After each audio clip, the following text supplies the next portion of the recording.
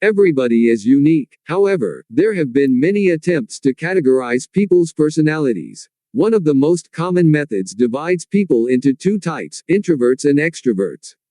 According to this division, introverts tend to be drawn to the internal world of thoughts and feelings, while extroverts are drawn to the external world of people and activities. Introverts recharge their batteries by spending some time alone. Extroverts need to recharge when they do not socialize enough. Extroverts are good at performing tasks under pressure and coping with multiple jobs at once. Introverts, on the other hand, like to focus on one task at a time and can concentrate very well. Extroverts tend to do assignments quickly. They make fast decisions and are comfortable with taking risks. Introverts often work more slowly and deliberately. They think before they act, give up less easily, and work more accurately.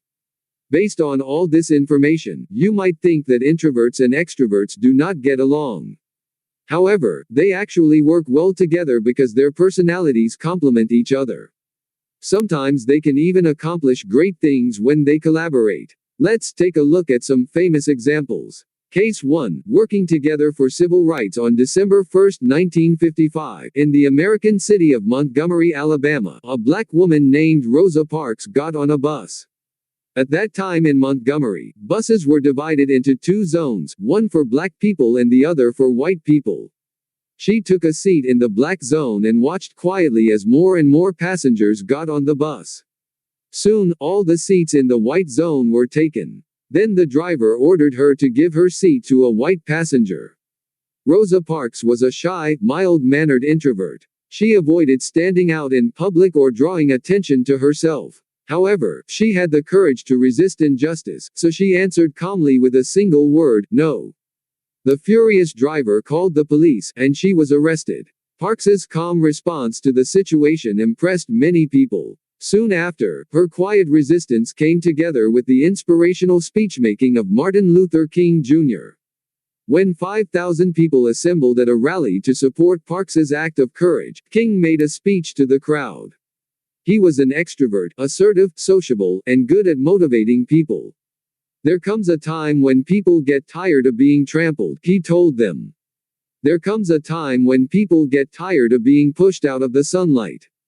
King was an amazing speaker, and his words filled the people with pride and hope.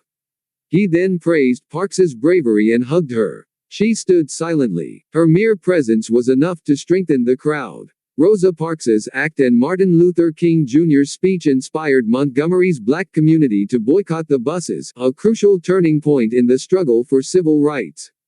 The boycott lasted for 381 days. It was a difficult time for everyone, but eventually the buses were integrated.